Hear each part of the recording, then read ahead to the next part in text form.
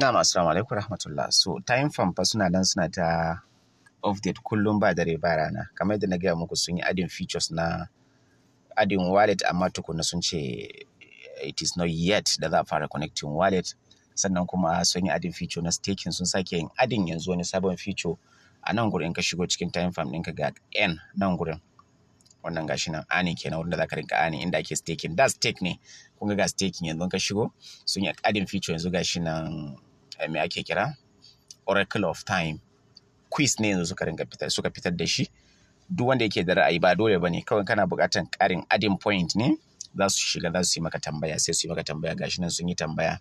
When was Bitcoin's white paper published by Satoshi Nakamoto? So wannan is usual, kowa ya sani. Shi da tambaya amsa ita ce ina ga 31st October 2008.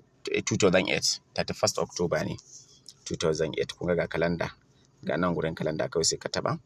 Ƙarin point ne za su baka, sai mai selecting nan sai mu tafi 2008, mu je mu ɗauko 2008 sai kai choosing 2008 me na ce October ko 31st October, August, September, October 31st.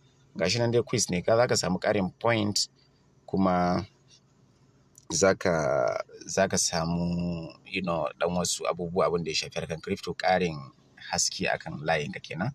Gani congratulations, sun bani 250 point kenan nasu in zan yi claim. So wannan shine insha Allah. So duk wanda yake da bukata kawai sai shigo yayi, in kai failing to ba shi bane, zan mu rinka sa ansan dai kullum idan Allah ya ara mana dama. Mun gode, thank you.